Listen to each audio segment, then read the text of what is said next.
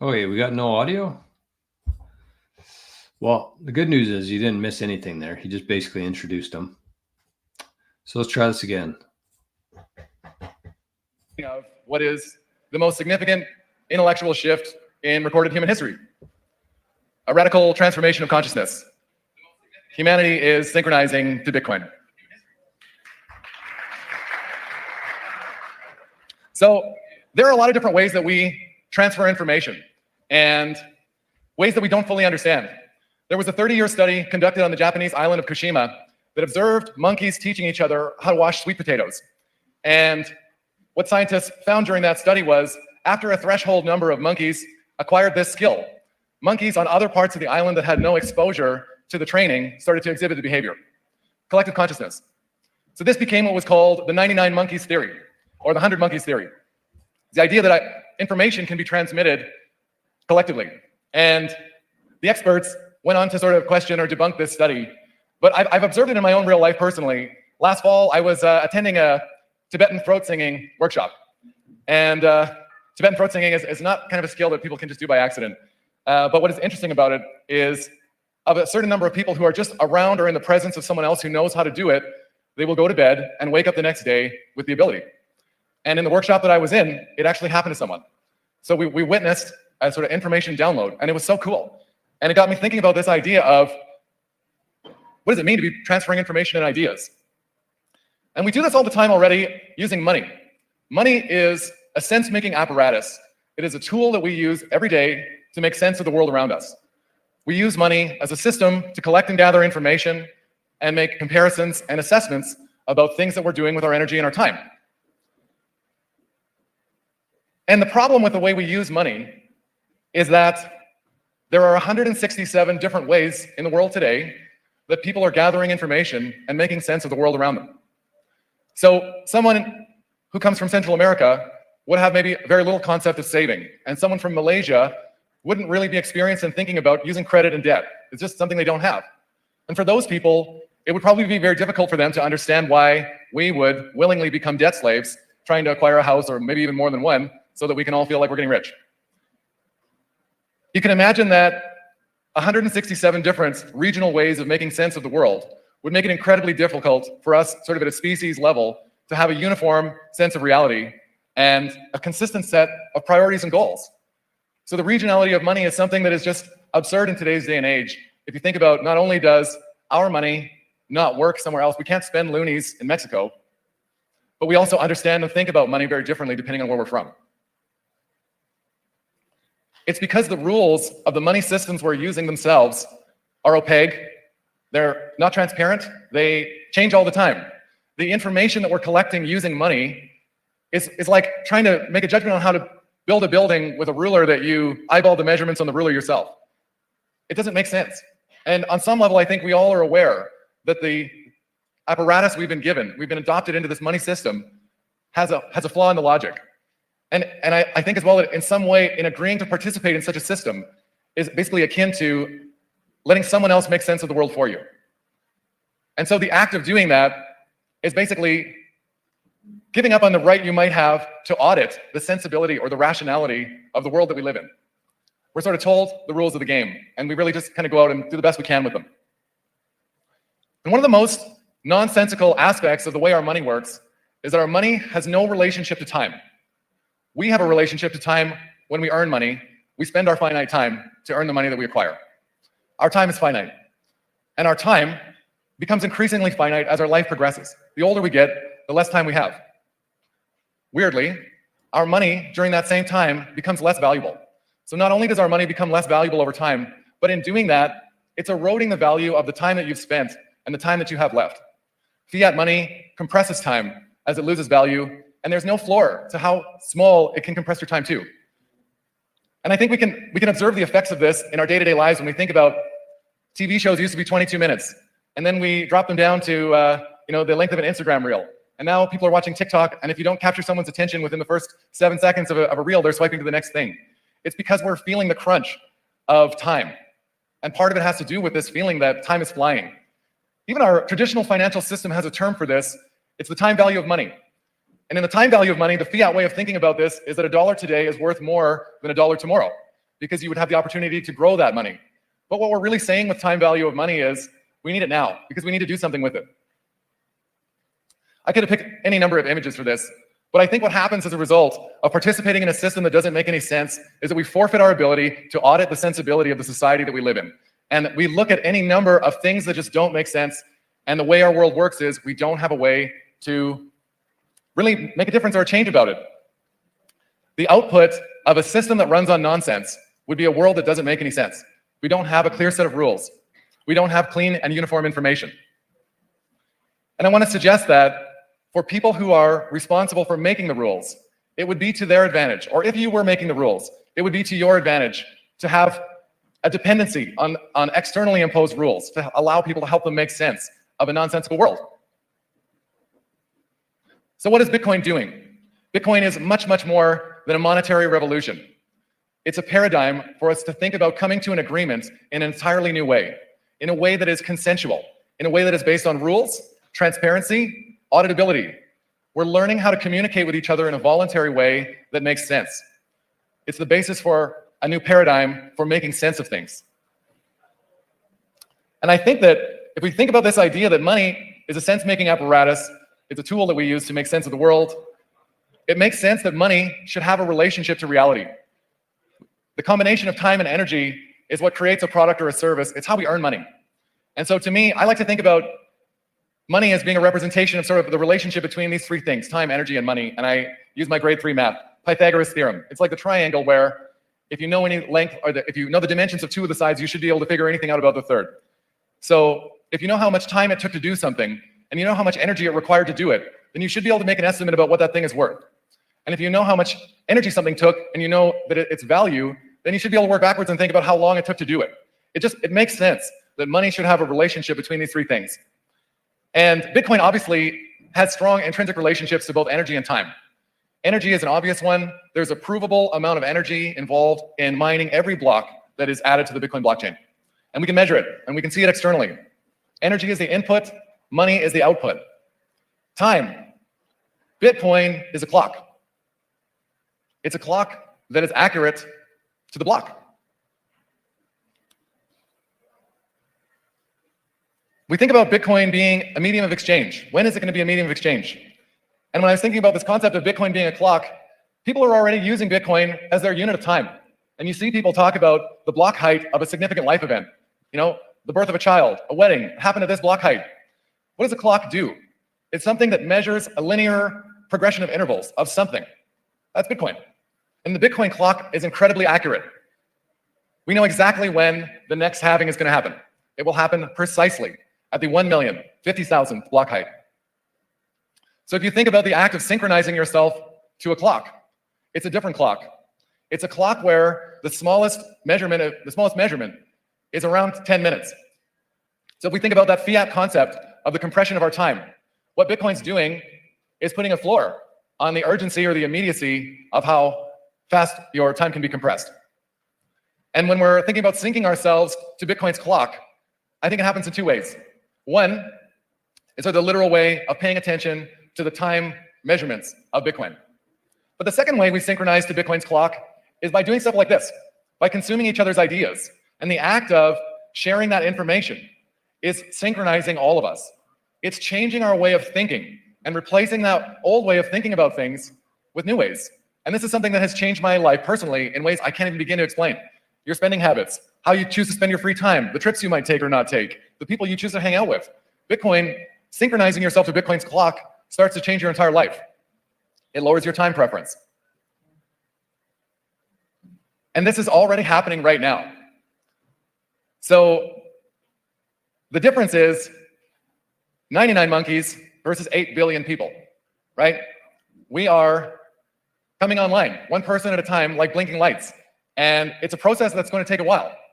But one by one, as a result of stuff like this, we are all starting to synchronize how we think about time, energy, and money. And I like to think about it like it's a software upgrade. The act of synchronizing yourself to Bitcoin is like replacing an old software and upgrading it with a new one. We think about 167 local and regional ways of making sense of the world being reduced down to one uniform way of thinking. The fiat software model runs on the principles that make the fiat world make sense. This is the world that we were adopted into when we were all born. Fiat money runs on greed, theft, and violence. Okay, quickly here. Hope you can hear me. Anyways, quickly here, we got a question from Kevin in the chat. Why is Bitcoin adoption so slow? I'm with Larry Lepard. Why does something so obvious take so long to take root? So he just kind of covered that. You got the 99 monkeys versus 8 billion people, 8 billion people. And the next part he's about to talk about here is in terms, it's going to tie perfectly into this question here in terms of why is it taking so long for adoption to come into play here. And so I'll let you listen here, but pay attention in terms of why Bitcoin adoption is taking so long from our point of view, from our individual standpoint. Why is it taking so long? But keep in mind here that we're 15 years into this thing, 15 years. So I'll let the show keep going here, but I just want to quickly stop and point your attention to this comment here. Why is it taking so long and what this guy's about to say? And consider, we got 8 billion people here. And all we can do as participants in that system is do our best with the information that we can collect using it. So when we swap out the software and start synchronizing to Bitcoin what we're actually doing, we can't help but as a result of consuming these ideas and information, but exhibit the thoughts and behaviors that go along with it. Consensual, voluntary interaction based on rules and rationality. And this is why I think what Bitcoin is really doing is moving us towards a golden age of reason. A society where everyone has a uniform access to information and a baseline expectation that things are fair. If anyone, I'm sure people in here will have played the Civilization video games at some point. And in the Civilization video games, how it works is you move through the different technological discoveries, and those discoveries unlock future discoveries to enable you to do different eras of development. And I imagine Bitcoin as this sort of thing where if we were thinking about what you would have to unlock, you would unlock Bitcoin to unlock other things that aren't possible now, things that we haven't even thought of yet. Things like, in the short term, an obvious one would be the end of fiat. We can't unlock the end of fiat until we've unlocked Bitcoin. And we haven't unlocked it yet. It exists. But zooming further out, what will it mean for humanity when we've had a reasonable length of time to think in a uniform way, to think in a species level way about priorities and goals? What will those technologies look like? They will be species level ideas that aren't possible now. The Kardashev scale is an idea that was proposed in the 60s by a Soviet physicist to measure what theoretical extraterrestrial civilizations might be like. And it's a measurement of a civilization's ability to harness energy. And level 1 of the Kardashev scale, so we're not even a level 1. Level 1 of the Kardashev scale is a civilization that has harnessed all of the energy available to them on their own planet. And Bitcoin is a technology that can at least put us on the path to thinking about it, to imagining the possibility of quantifying and commodifying all of the energy available to us on Earth. And this is because Bitcoin is our first way to monetize all of the stranded energy out there. The problem why we're not able to leverage that right now is that we still live in a world with 167 local monies trying to make sense of what Bitcoin even is. So if we think about the time scale of a collective consciousness, I think of a way to think about it might be to consider what the lifespan of that consciousness might be like. So a human life might be 100 years. So as humans, we measure significant life events, maybe in years and decades.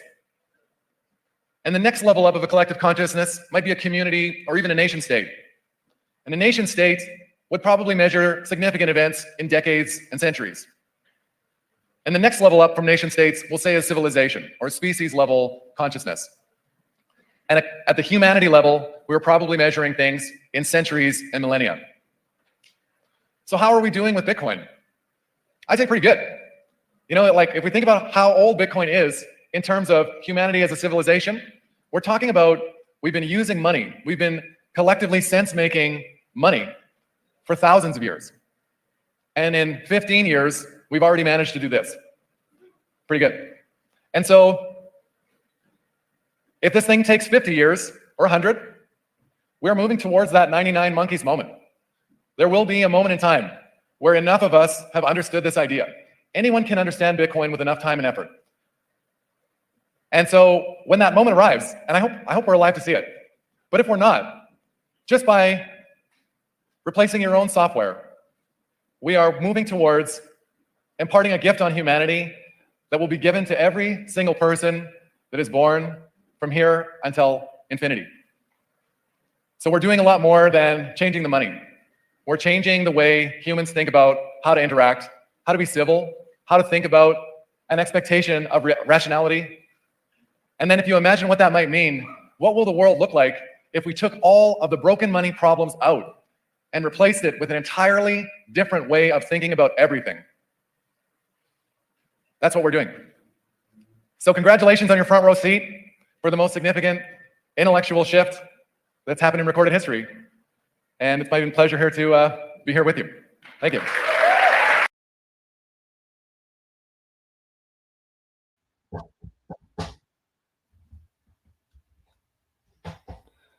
Okay. Well, thanks everybody for sticking around through that. That was a longer video, probably the longest video we've ever done on live show.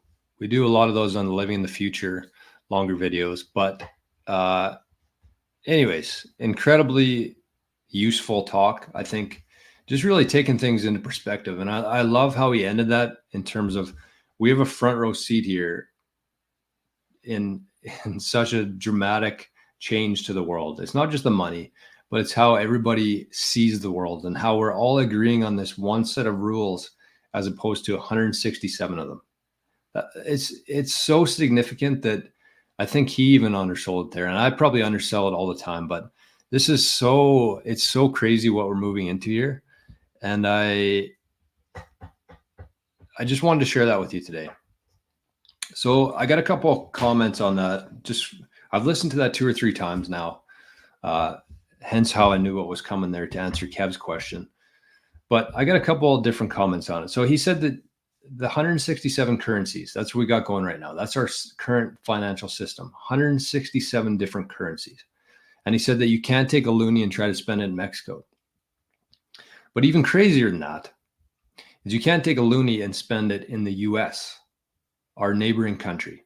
So if you lived in the very southern part of Canada and you want to take a walk, maybe a kilometer or 2 into the US, your money, your entire financial system, everything that you've ever known in terms of your dollar, it would not be accepted in the US, a kilometer away, just because there's a border there that separates the 2 different currencies. That's insane, right?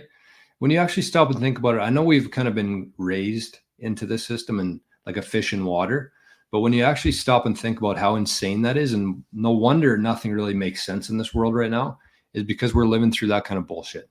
So that's the first one.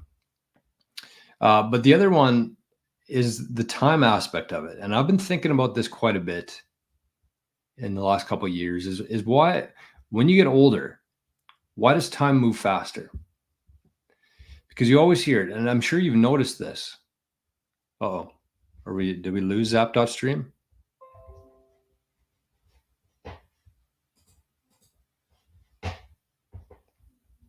Looks like we're still going. Oh, I need to top it up though. Okay, I got you. Let's top it up. Let's feed the zap.stream. Oh yeah, how do I do that again? Top up. Okay. We paid our dues over on zap.stream. There it is. Okay, so what I was talking about there is why, and I'm sure you can relate to this, but when you're like 15, 16, 17, probably all the way up to you're 25 years old, like time moves pretty slow, right? And then once you get past that hump of like 25, 30, 35, 40, and beyond, it just seems like time is it's like this ticker, like the measurement of it is just flying by. It's like almost like the ticker's broken, time's going so fast. And I've been trying to think of why that is. And I think that after listening to that and after really thinking about our fiat world, it makes sense. Because when you're that age, your priorities in life aren't money. They're learning, I guess, in the broken system that we grow up in. It's having fun, it's hanging out, it's meeting girls or guys, it's having beers. That's your priorities. And then all of a sudden you shift into this world where you're on your own and you have to put food on your table and you have to pay the rent, pay your mortgage, whatever you need to do, you have to do that now. And so you're basically thrown into this system of fiat where you're losing time faster. You have to work harder for less. And so that makes a lot of sense to me. Not only are you getting older and your time's, getting shorter, but we're further into this path of fiat. And the further we get into this path of fiat, the faster the time preference is, the harder you have to work for less of it.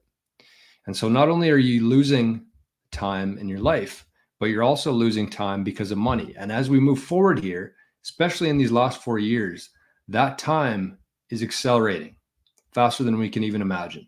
And so if you're not somebody who's worried about that system yet, if you're like 16, 15 years old, you don't have to worry about that. You're not attached to that fiat time preference yet. But as you get older and older and older, and the fiat system continues to deteriorate even further and further and further, time's just like this. And so if you think about how busy everybody is in the world right now, like we literally set up meetings in seconds and minutes. That's how the fiat world works. And I was thinking, what would a world look like if we were actually setting our calendars and setting our appointments and meeting times based on the block height? Because as he said there, there's a difference between a second, that's the floor for how we measure time right now, versus every 10 minutes, which is the block height. So if you just said, like, I'll meet you at block height 844440, there'd be some calculation there. I'm sure humans would have to really, we'd have to have some sort of app on our phone to tell what time this block height is.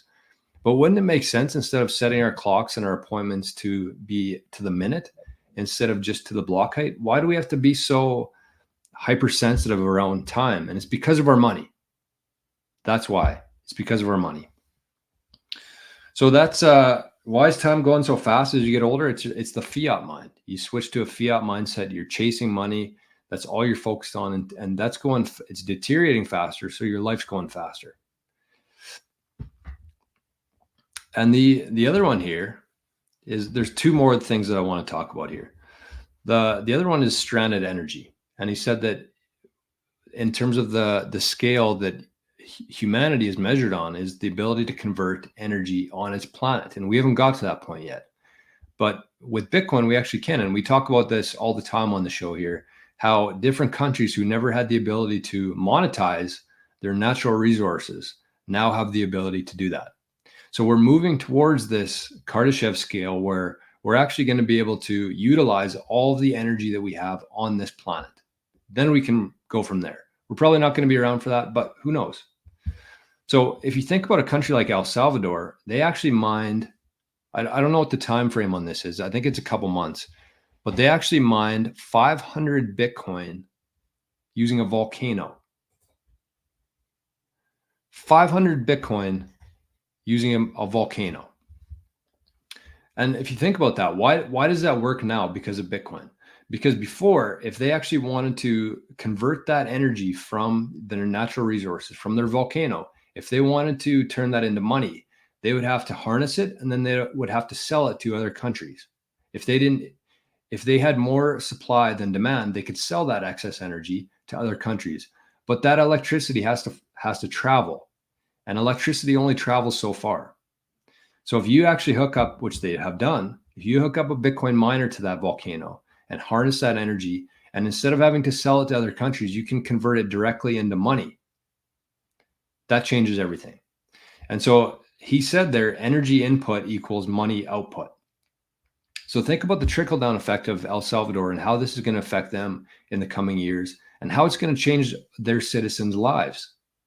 Because they went from being a very poor country with a bunch of violence and crime they're moving into a very abundant country. And if you think about if their volcanoes are able to harness that energy, convert it into money, and pay for their infrastructure, they're using natural resources instead of human resources. So in Canada here, in the US, we're basically using our human resources, our labor. We're going to work every day. Government takes that from us, and that's how they fund infrastructure and, of course, Ukraine. But in a world where we don't have to rely on natural resources or on human resources, we can rely on our natural resources, convert that directly into money. Think about the implications that's going to have on nations and citizens within those nations. Think about the taxes. El Salvador is moving towards a world where their citizens don't have to pay any income taxes because their natural resources, like volcanoes, are the ones funding their infrastructure. So that's what we're moving into. And then the last one here is he said that we're living in a world that doesn't make sense. That's the input. And so we've seen this and it's accelerating now, but we're living in a clown world right now, fiat world. And the reason for that is because we can't accurately measure anything, because everything that we measure, our time, our energy, the products, services, everything is measured in this currency, which is a complete illusion. Complete illusion. And the reason for that is because we don't know how much exists. We have no idea how many US dollars are out there in circulation right now. We have an estimate, a guess of how many US dollars are out there, but we don't have the exact amount. And so when you don't have that fixed peg like Bitcoin provides, when you don't have that fixed peg to value everything on, everything's a shit show. We're just doing our best here to try to value everything in one country's currency out of 167.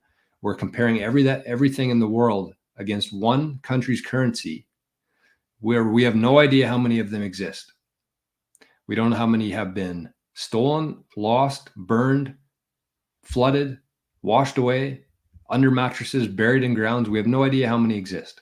And so when you're trying to value everything and set rules based on that system that has he said it was a broken ruler, essentially, trying to build a house with a broken ruler. That's what we're doing here in fiat, is we're setting up our whole society around a currency and a system that's completely broken.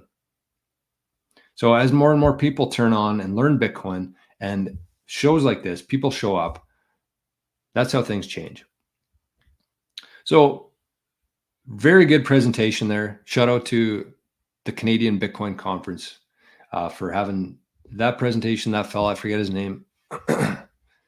I deleted it already, but you can go back and see if you want to. But that's what I got for you today. I have some actionable things here, as we do every show. It's important to have some actionable items instead of just listening to it and bitching about it, complaining. A few actionable things here of how to speed this up. As Kev said, why is Bitcoin adoption so slow? How does something so obvious take so long to take root? So a couple things that I would say here in terms of actionable items is, number one, find yourself a network. The more you can spend with other Bitcoiners talking about Bitcoin, living in this Bitcoin world, the better off that you're going to be. So find some sort of community, some sort of network where you can have discussions, share ideas, and really grow together and push this whole thing forward faster. Second one is teach your kids about it. There's a lot of people out there in their 50s, 60s, 70s, 80s, 90s who will probably never come around to the idea of Bitcoin, ever. They've just spent too many years in the fiat world. They'll never get to the point where they understand Bitcoin, and they don't really care, honestly. But the one thing that we can do is start teaching our kids about this. Because the kids go to school, they go into the public school system, they get fed all this bullshit in terms of history. They don't get taught about money, none of that. So it's very important to teach your kids at a young age of this new system called Bitcoin, because then they're going to tell their friends about it, and this adoption, the lights turning on around the world, is going to accelerate. And so one thing I would say on that is check out this podcast called Wildlife. And it's a podcast about homeschooling. And I just saw that she released a new episode about history. And let me quickly find it here. Where was it? So it's called History in School versus History in Real Life, with ancient history researcher Derek Olson. So honestly, the thing that got me into Bitcoin was history. I listened to a fellow named Bitcoin Ben talk about the history of money and how everything's evolved in the last 1,000 and 100 years to where we got to now. And so history is very important in this whole process here. So check out the podcast, start listening to things like that, where you can actually get ideas and resources on how to teach your kids about money and specifically Bitcoin. The next one here is just spend more time in the system every single day. Unplug from that old system more and more. A couple minutes, a couple hours. Eventually, you're going to be spending your whole day in Bitcoin, not just learning about it, watching videos, listening to podcasts, but actually you're going to be earning Bitcoin, providing value, doing services, creating products, and charging people in Bitcoin for that. I saw a tweet today, or I think it was a post on nostr, but it said, become so good at something that people are going to be forced to pay you in Bitcoin. Add so much value that it doesn't matter. You're essentially, because we're in a spot right now where if you're charging people in Bitcoin, they're probably just going to find somebody else to do it for you instead, to do it for them. But if you can become so good at your craft and whatever it is that you're offering to the world, that people have no choice but to pay you in Bitcoin, they want to hire you and you want Bitcoin, that's the end goal with this whole thing. So spend more time in this system. And one idea that I would share with you today is that we're going to be doing this challenge. The challenge is called 100 sats for 100 days for 100K. So we got a group chat going. There's a lot of really good resources in there already. And I think that even if you don't get to the end of this challenge, even if you don't complete it after 100 days, you're going to have so many good resources and create so many good habits in terms of earning Bitcoin every single day that it'll be beyond valuable for you. So if you are interested in joining the challenge, it starts today. We're going to go for 100 days. It ends on August 28th, 2024. So from May 21st to August 28th, 2024, we're going to be doing this 100-day challenge, 100 sats per day for 100 days for 100K. And one person at the end of it is going to end up with 100,000 sats. If anybody completes the challenge, they're going to be entered into a draw from me for 100,000 sats. So that's something I wanted to do just to get people creating new habits, getting into a habit of earning Bitcoin every single day. And that's kind of my way of giving back to the Living in the Future community. So one person is going to get 100,000 sats. And just kind of going back to what we talked about earlier in terms of how scarce things are right now. So it says that about 5 sats are being mined per human per day. So if you're getting into a habit of earning 100 sats per day, think about how far ahead you're going to be in terms of this new system. So at the end of it, you're going to have about, if you complete it, if you only get 100 sats per day, you're going to end up with 100 or 10,000 sats. But that's not the idea here. The point is new habits, new ways to earn income, sharing ideas, sharing resources, being part of a community there. And so you're going to be part of the challenge and you're going to be part of the group chat there. So if you're interested, shoot me an email, 88sats@proton.me. We'll get you in the challenge. Or you can just sign up. Description below, it says Living in the Future. Click that, join it, and we'll send you all the information that you need. So that challenge starts today, spending more time in the system, earning Bitcoin. And the last one here that I would say is if you consider all this, everything we talked about today in terms of the scarcity, in terms of how valuable Bitcoin is, in terms of this new system we're moving into, the most important thing that you can be doing right now is having a plan. Having a plan in place in terms of how you're going to earn Bitcoin, how you're going to spend your Bitcoin, and most importantly, how you're going to pass that Bitcoin on to your family. Because we think in years, humans think in years and decades, societies, towns, states think in decades and centuries, and civilization itself thinks in centuries and millennia. So think about how long this is going to go on for. We're 15 years into this right now. The main thing that you need to be doing right now is figuring out how to earn Bitcoin and how to protect that Bitcoin and pass it on to your future generations. Don't fuck this up. And I know that there's a lot of people out there watching right now who, if something were to happen, there could be a million different scenarios. They could fuck this up. If they got hit by a bus today, would their family be able to figure out how to restore that Bitcoin? So make sure that you have a plan in place. This stuff is so important. You have to get it right. So if you have any questions, anything you want to ask me about an inheritance, I'm working on something right now I think is going to be very valuable for the listeners of the show and the people within this community in terms of an inheritance plan but I'm not quite there yet. I'm going to be talking about it probably in the next couple of weeks. But I just think that this is the part of Bitcoin that so many people are underestimating. They're so focused on getting as much as they can, but they don't have a real solid plan in place of how to protect it and how to pass it on to their kids. So that's what I would say. And if you want to be, like I said, if you want to get in touch with me, I'm going to have some stuff coming about that in the next couple weeks. So there you go. I'm not even going to try to pronounce this name. It looks like a little kitten though. It's my first stream I've watched of you. I love it. Just subscribe. Thank you. Thank you. Thank you.